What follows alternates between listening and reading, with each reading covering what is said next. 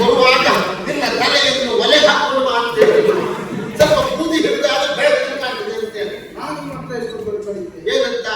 ನಿಮ್ಮ ತಲೆಯನ್ನ ಹೊಂಡೆಗೆ ತಿಕ್ಕಿ ಅಂತ. ಮತ್ತೆ ಮನೆ ಹಂಡೆಗೆ ಕೊಪ್ಪಾಗ್ತಲ್ಲ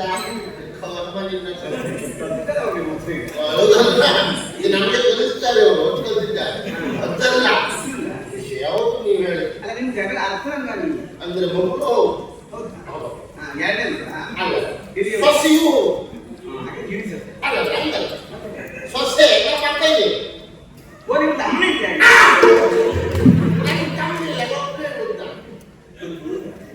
ಮಗು ಯಾರಿಗೆ? ಅವಳ ಅವಳಿಗೆ ಅಂದ್ರೆ ನಮ್ಮ ಅವನಿಗೆ. ಅಯ್ಯೋ ಇವಳನ್ನು ಹೆಂಡತಿಯಲ್ವಾ?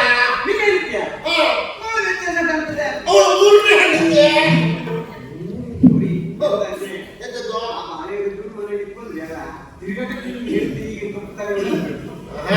ನಾ ಬಿಟ್ಟು ಹೋಗಿದ್ದಲ್ಲ, ಮತ್ತೆ ಅವರು ನನ್ನ ಬಿಟ್ಟು ಹೋಗಿ ನಾನು ಬಿಟ್ಟು ಹೋಗಿ ಬಿಟ್ಟು ಹೋದ. ಹೌದು, ನಾವು ಕೊಟ್ಟು ಕೊಡಲಿಲ್ಲ, ಮತ್ತೆ ನೀವು ಬರುವುದೂ ಇಲ್ಲ. ನಾನೇ ಹೋಗ್ಬೇಕು ಬಿಟ್ರೆ ಅವ್ರಿಗೆ ಬರುವುದು ಒಂದು ಸ್ವತಂತ್ರ ತೀರುವ ಹೇಳಿದ್ರು. ಸುದ್ದಿ ಇರ್ತದೆ ನಮ್ಮ ಜೀವನ ಕಥೆ ಅಂತ ಹೇಳಿ ಇಬ್ಬಿಬ್ರು ಬಂದ್ರಿ ನೀವು.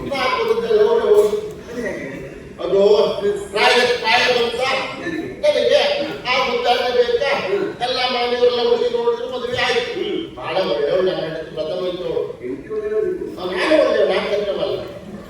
ಹಾಗೆ ಸಂಸಾರ ಬಹಳ ಚೆನ್ನಾಗಿ ನಡೀತಾ ಇತ್ತು. ಎಲ್ಲಿವರೆಗೆ ಕೇಳಿದ್ರೆ ನಮ್ಮ ಅನ್ಯೋನ್ಯತೆ ಅಂತ ಹೇಳಿದ್ರೆ ಊಟ ಮಾಡೋ ಒಬ್ಬರನ್ನು ಬಿಟ್ಟು ಒಬ್ಬರು ಊಟ ಮಾಡೋದಿಲ್ಲಾಗಿತ್ತು. ಹೊಟ್ಟೆ ಕುಂಚೆ ಊಟ ಮಾಡು. ಹೌದು, ಯಾವಾಗಲೂ ಬೆಟ್ಟಕ್ಕೆ ಊಟ ಮಾಡೋದಾಗಿತ್ತು. ಗಂಡ ಊಟ ಮಾಡಿದ ನಂತರ ಊಟ ಮಾಡಬೇಕು. ಹೌದು, ಗಂಡ ಮನೆಗೆ ನಂತರ ಮಲಗಬೇಕು, ಗಂಡ ಇದ್ದ ನಂತರ ಹೇಳಬೇಕು.